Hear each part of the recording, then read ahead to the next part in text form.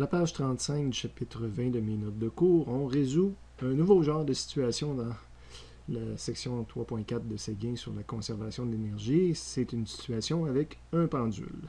Donc, on prend le temps de s'arrêter pour prendre connaissance d'une nouvelle problématique complète. On prend connaissance justement de cette problématique-là à la page 351 de Séguin. Après une première lecture, deuxième lecture pour identifier qu'est-ce qu'on connaît. Donc, c'est une balle au bout d'une corde qu'on va faire un pendule avec. La balle pèse 0,2 kg. Elle est accrochée au bout d'une corde qui a une longueur, donc c'est une dimension. Moi, j'utilise L majuscule. Je pense que c'est ça que Séguin a pris aussi. De 40 cm, c'est devenu 0,4 m pour moi. On accroche la corde au plafond, on la lâche, donc on va avoir une vitesse initiale nulle. Je ne sais pas si j'ai pris le temps d'écrire, oui. On nous dit qu'alors que la corde est tendue à cette position initiale-là, qu'on a un angle de 70 degrés avec la verticale. Ça va être mon angle initial dans le problème. On ira l'illustrer correctement sur le dessin dans quelques instants. On désire connaître la vitesse de la balle lorsqu'on passe à la verticale. Donc ma vitesse finale dans ce problème-là. Ça va être plus facile d'illustrer où est notre vitesse finale là, sur le dessin. Puis on nous demande quelle est la force de tension dans la corde à ce moment-là, donc une force de tension en Newton. Je commence mon dessin, évidemment, j'espère que dans une situation comme ça, soumis en examen, qu'il y aurait un dessin pour se partir. On avait notre balle en position initiale, là, qui est à quelque part ici. L'angle de 70 degrés là, est ici. Donc ça c'est ma masse illustrée, ma longueur c'est la longueur de la corde, la vitesse initiale 0, pas besoin de montrer ça, l'angle initial c'est fait, la vitesse finale c'est un coup que j'ai fait un point 90 degrés, en tout cas que je suis parti de cette position là puis que je vais passer vis-à-vis la verticale.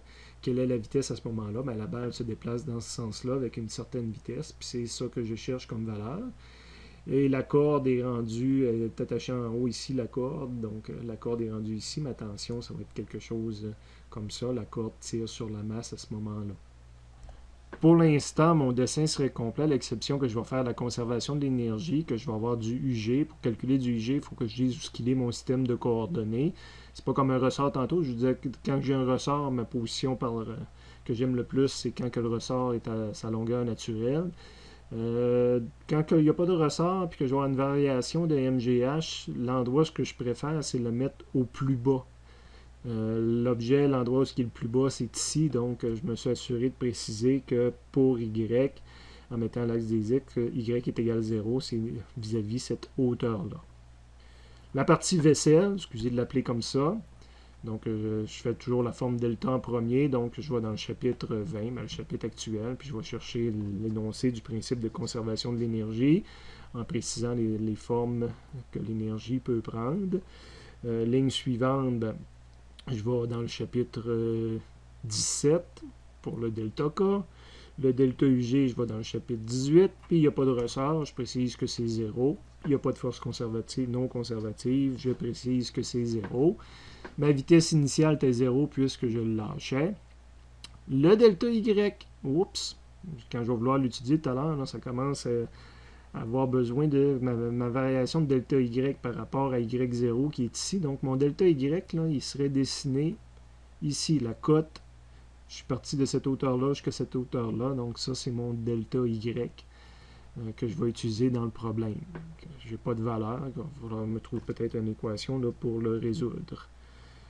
À titre d'information, j'avais mis justement XY initial puis XY final, quoique le X, je risque de pas en avoir besoin dans le problème.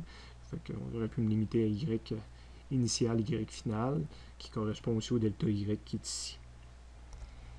Je cherche la vitesse finale, donc j'isolerai vitesse finale. Le mg delta Y va s'en aller l'autre bord. Je vais avoir une racine à prendre puisque vitesse finale est au carré. Le m pouvait se simplifier. Le 2 va monter de l'autre côté. Je vais avoir 2G delta Y. C'était devenu un moins quand ça avait passé de l'autre côté. Je mets les chiffres, je m'aperçois que je ne connais pas le delta Y et que ça me bloque. Et là, ça me prend une valeur de delta Y. Donc, c'est une partie de géométrie au problème. À partir des données qu'on connaît, longueur de la corde, puis initiale, je suis capable de calculer le delta Y qui est ici. J'ai un triangle rectangle ici, dont je connais l'hypoténuse. Puis le delta Y ici, il va être égal à La longueur L, ça c'est toute la corde, donc je pourrais le réécrire ici. J'ai ma longueur de corde, hein. Évidemment la corde tourne, elle reste toujours à la même longueur, donc ça c'est l'équivalent de mon delta L. Donc le delta Y, ça serait L moins le petit côté du triangle rectangle ici. Donc le petit côté du triangle rectangle, c'est L moins delta Y. Puis là, je vais travailler ce petit triangle rectangle là, pour essayer de trouver Y, delta Y dans ça. Donc je fais de la géométrie, puis je vais utiliser l'angle qui est connu. Je connais l'hypoténuse, puis je cherche le côté adjacent, donc ça serait la définition d'un cos dans ce temps-là. On ne s'en rappelle pas comment le calculer, on a ça dans les formules. Dans ce cas-ci, c'est dans les résumés. Plus précisément dans les résumés là, des notions générales, les annexes A et les autres. Donc, sur la table des matières, je regarde c'est à l'endroit où j'ai de la géométrie. C'est dans les outils mathématiques, j'ai la géométrie de base, puis j'ai les fonctions trigo. Donc là, je parle du cos. J'irais peut-être voir, peut-être que je l'avais aussi dans la géométrie, mais là, j'irais plus voir dans les fonctions trigonométriques. Donc, l'annexe L, donc vous tournez les pages jusqu'au temps de trouver l'annexe L. L'annexe L débute par notre cercle trigonométrique, puis par les définitions de base des sines, cos, tangentes. Donc, ce que j'avais besoin, si jamais je ne me rappelle pas en examen, que le cos θ, c'est côté adjacent sur hypoténuse, là, apparaît ici. Je vais ramener ça dans mon problème. C'est ce que j'ai ici, écrit ici, là, cos θ, ben là, c'est par rapport à l'angle initial, mais on comprend que j'ai écrit la même affaire, adjacent sur hypoténuse. Le côté adjacent, c'est le petit côté qu'il y a là, L moins delta Y. Je le prends en valeur absolue parce qu'évidemment, delta Y peut être positif ou négatif, donc c'est plus intéressant là, de le prendre en valeur absolue. Justement, delta Y, dans ce problème-ci, a une valeur négative parce que je descends, je suis parti d'une certaine hauteur et je suis rendu moins haut. Donc, j'aurai une valeur négative, exemple de moins 1 ou moins 2. Ben, ma longueur, ici, ce petit côté-là, ben, c'est ma longueur de corde, moins 2, ça serait tannant. C'est juste à faire moins le 2, la valeur absolue de delta Y, de toute façon, divisé par l'hypoténuse, qui est L. Je vous rappelle que je cherche une valeur pour le delta Y pour pouvoir finir mon calcul. Donc, je vais isoler le delta Y. Ça va être égal à L fois le cos de l'angle, moins L. Ben, j'ai moins delta Y. Dans le fond, lui, il faudrait que ça aille de l'autre côté pour devenir positif. Donc, lui, il resterait de ce bord-ci. Donc, le L garde son signe. Puis, j'ai L qui multiplie cos θ.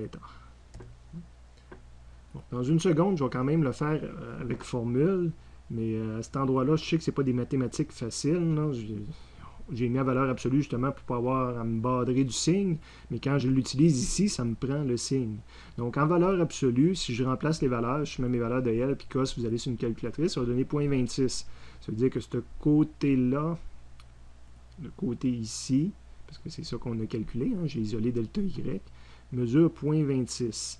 Mais comme j'ai mentionné tout à l'heure, sa vraie chose, c'est une descente. Fait que si je voudrais écrire, en oubliant les valeurs absolues, écrire la valeur de delta Y, je devrais écrire moins 26. C'est le chiffre que je devrais utiliser dans le calcul ici. Là. Si vous voulez avoir la réponse immédiatement, si vous avez compris le principe, les principes qui ont été là, puis vous avez pitonné tout de suite les chiffres, ben, tu fais racine de moins 2 fois 9.8 fois moins 26, ce qui crée un nombre positif à l'intérieur, sinon j'aurais été mal pris. On ne peut pas prendre la racine d'un nombre négatif. Et j'obtiendrai ma réponse. Quelqu'un qui le fait comme ça avec les chiffres là, va obtenir le 2.27 qui est écrit ici. Personnellement, je vais le continuer avec des formules, mais là, une formule pour delta Y, il faut enlever la valeur absolue. Alors, on vient de comprendre que delta Y est plus petit que 0, qu'on descend. Puis quand une valeur absolue est négative, puis que je veux enlever la valeur absolue, je ne peux pas remplacer valeur absolue de delta Y par delta Y, parce que valeur absolue donne positif, puis delta Y donne négatif. Donc, quand on veut remplacer, faire disparaître les valeurs absolues, il faut penser à rajouter un moins en avant de delta Y. Donc, sur cette ligne-là, j'écrirais moins delta Y, que je viens de faire disparaître la valeur absolue. Vous comprenez que je mets un moins pour annuler le moins qu'il y a ici. Est égal à ça, c'est la même chose. Puis là, j'isole mon delta Y. Ça revient à inverser, à mettre enlever le signe moins, c'est de mettre un plus ici, un moins là, puis un plus là. Donc, ça fait comme inverser les termes de l'autre côté. L cos θ initial moins L. Puis là, si on laisserait avec les chiffres, ça donnerait justement la valeur de moins 0.26 qui est là. Donc ça me donne une formule. C'est pas évident, puis j'enlèverai pas de points là. Si ça vient à l'examen, il ne sera pas présenté de cette façon-là là, pour éviter que ces mathématiques-là vous donnent de la misère. Puis là, j'ai une formule basée sur mes paramètres géométriques de base que je peux mettre dans la première équation. Donc, j'écrirai vitesse finale est égale à moins 2g fois delta y. Puis delta y, ben, j'ai trouvé une formule là, basée sur les paramètres initiaux que je peux écrire. Puis ça marche. Si je mets ça dans la calculatrice, j'ai vraiment une racine positive à l'intérieur. Puis ça me donne 2,27 mètres secondes. Je peux évidemment le faire avec la forme delta. Donc ça, c'est la partie, entre guillemets, vaisselle du problème. Chapitre 20. Chapitre 17, comment que je définis K final. Chapitre 18, chapitre 19 n'est pas utilisé. En cas initial, j'avais pas de vitesse. Chapitre 18, chapitre 19 n'est pas utilisé. J'isole ma vitesse finale là-dedans. Je vais arriver à pratiquement la même chose. Quoique quand on le fait, ben, on se retrouve avec y initial moins y final. C'est ce qui fait que ça va faire apparaître encore une fois un moins 2, parce que j'aime mieux avoir y final moins y initial. C'est comme une inversion. L'inversion fait apparaître le signe moins, donc j'ai la même équation que tout à l'heure. La suite du problème serait donc la même. J'ai répondu au premier point d'interrogation. Puis le deuxième, c'est la dynamique. C'est du chapitre 2 de Séguin, c'est de l'examen précédent. Je ne le résolverai pas au complet. On a déjà beaucoup de matière, beaucoup de vidéos à écouter pour ce chapitre-là. Je vais juste rappeler comment on le ferait. Je cherche une valeur de force. Donc, les outils que je peux prendre, c'est de faire une somme des forces. J'ai un objet qui tournait, donc c'est une somme des forces centripètes. Donc, c'est somme des forces FC est égal à M fois AC. Évidemment, quand on fait ça, il faut connaître toutes nos forces. Donc, j'avais FT vers le centre, puis j'ai FG de l'autre côté. J'ai pas de ressort, j'ai pas de frottement. L'accélération est vers le centre. Logiquement, il faut que je dessine FT un petit peu plus grand que FG, sinon je n'ai pas d'accélération vers le centre. De toute façon, il faut qu'il y ait une tension dans la corde. Il faut qu'elle soit plus grande que FG pour pouvoir créer le AC qui est là. Il faut que le FT gagne pour créer un AC. Fait que je fais la somme des forces. Fait que j'aurai plus FG plus FT moins FG est égal à MAC. Puis le AC, c'est V carré sur R. Le V, on vient de le calculer. Donc, tout est connu là, pour faire la dynamique comme on a fait au chapitre précédent.